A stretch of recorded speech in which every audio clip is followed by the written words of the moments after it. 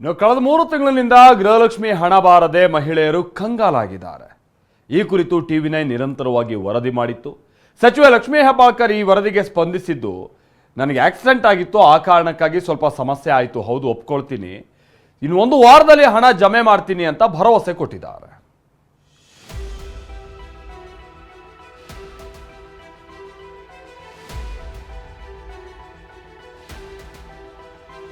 ಟಿವಿ9 ನಿರಂತರ ವರದಿಯ big impact.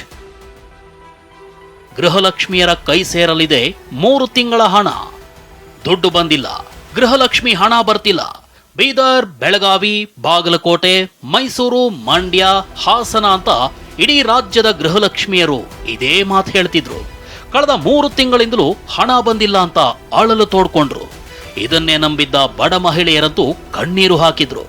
ರಾಜ್ಯದ ಮಹಿಳೆಯರ ಇದೇ ಸಂಕಷ್ಟದ ಬಗ್ಗೆ ಟಿವಿ9 ನಿರಂತರವಾಗಿ ವರದಿ ಮಾಡ್ತಿದ್ದಂತೆ ಸರ್ಕಾರ ಎಚ್ಚೆತ್ತುಕೊಂಡಿದೆ.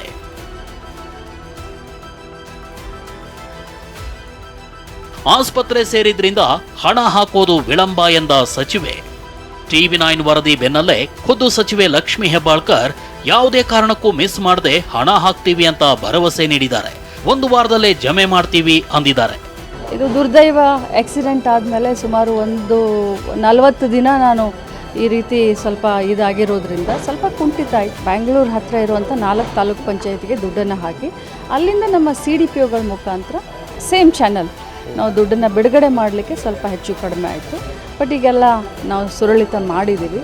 ಇನ್ನೇನು 1 ವಾರ 10 ದಿನದಲ್ಲಿ ದುಡ್ಡು ಬರುತ್ತೆ. ಮೋಸ್ಟ್ಲಿ ಈಗ 2 ತಿಂಗಳದ್ದು ಫೈನಾನ್ಸ್ದವ್ರು ಹಾಕಿದ್ದಾರೆ ಅಂತ ನಮ್ಮ ಎಲ್ಲ ಸೆಕ್ರೆಟರಿ ಅವ್ರು ಹೇಳಿದರು.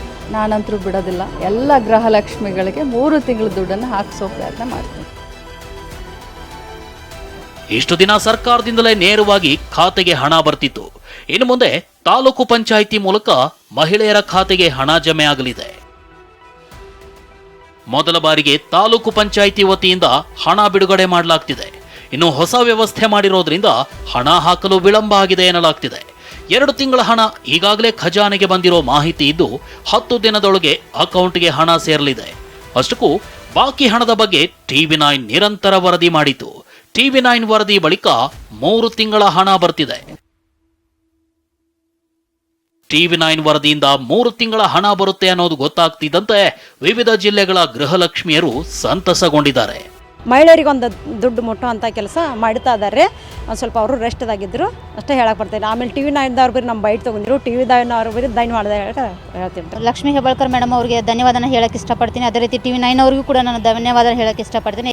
ಈ ಮಧ್ಯೆ ಗ್ಯಾರಂಟಿ ಹೆಸರು ಹೇಳಿ ಅಧಿಕಾರಕ್ಕೆ ಬಂದು ಈಗ ಗ್ಯಾರಂಟಿ ಕೊಡ್ತಿಲ್ಲ ಅಂತ ವಿಪಕ್ಷ ನಾಯಕ ಅಶೋಕ್ ಕಿಡಿಕಾರಿದ್ದಾರೆ. ಗ್ಯಾರಂಟಿ ಯೋಜನೆ ಮಾಡಿದ್ದು ರಾಜಕೀಯ ಲಾಭಕ್ಕಾಗಿ. ಸಿಎಂ ಭಂಡತನದಿಂದ ಇದ್ಯಾವುದನ್ನು ಒಪ್ಕೊಳ್ತಿಲ್ಲ ಅಂತ ವಾಗ್ದಾಳಿ ನಡೆಸಿದ್ದಾರೆ. ಆ ಕಡೆ ಗ್ಯಾರಂಟಿ ಕೊಡ್ತೀನಿ ಅಂತೇಳಿ 6 ತಿಂಗಳಾದರೂ ಗ್ಯಾರಂಟಿ ದುಡ್ಡು ಬರ್ತಾ ಇಲ್ಲ. ನೀವು ವೋಟ್ ಹಾಕಿದ್ಮೇಲೆ ಕರ್ನಾಟಕದ ಜನನ ಕಾಂಗ್ರೆಸ್ ಅವರು ಹೆಂಗೆ ಟ್ರೀಟ್ ಮಾಡ್ತಾರೆ ಅನ್ನೋದು ಇದರಿಂದ ಸ್ಪಷ್ಟವಾಗಿ ಅರ್ಥ ಆಗ್ತಾ ಇದೆ. ಕೇವಲ ರಾಜಕೀಯ ಲಾಭಕ್ಕಾಗಿ ಮತಕ್ಕಾಗಿ ಮಾಡಿರುವಂಥ ಯೋಜನೆ, ಜನರಿಗೆ ತಾಯಂದಿರಿಗೆ ಕಣ್ಣಲ್ಲಿ ಮಣ್ಣು ಹಾಕುವಂಥ ಯೋಜನೆ ಯಾವತ್ತೂ ಕೂಡ ತಿಂಗಳು ಬಂದಿಲ್ಲ. ಹಣಕಾಸಿನ ವ್ಯವಸ್ಥೆ ಸಂಪೂರ್ಣವಾಗಿ ನೆಲಕಚ್ಚಿದೆ, ದಿವಾಳಿಯಾಗಿದೆ. ಮುಖ್ಯಮಂತ್ರಿಗಳು ಬಂಡತನದಿಂದ ಒಪ್ಕೊಳ್ತಾ ಇಲ್ಲ. ದುಬಾರಿ ದುನಿಯಾ ನಡುವೆ ಗೃಹಲಕ್ಷ್ಮಿ ಹಣ ಲಕ್ಷಾಂತರ ಬಡ ಮಹಿಳೆಯರಿಗೆ ಆಸರೆಯಾಗ್ತಿದೆ. ಸದ್ಯ 3 ತಿಂಗಳ ಹಣ ಅಂದ್ರೆ 6,000 ಹಣ ಒಮ್ಮೆಲೆ ಬರುತ್ತೆ ಅಂತ ಮಹಿಳೆಯರು ಎದುರು ನೋಡ್ತಿದ್ದಾರೆ. ಸರ್ಕಾರದ ಕಣ್ಣು ತೆರೆಸಿದ ಟಿವಿ9ಗೆ ಧನ್ಯವಾದ ಹೇಳಿದ್ದಾರೆ. ಸಹದೇವ್ ಮಾನೆ, ಟಿವಿ9 ಬೆಳಗಾವಿ.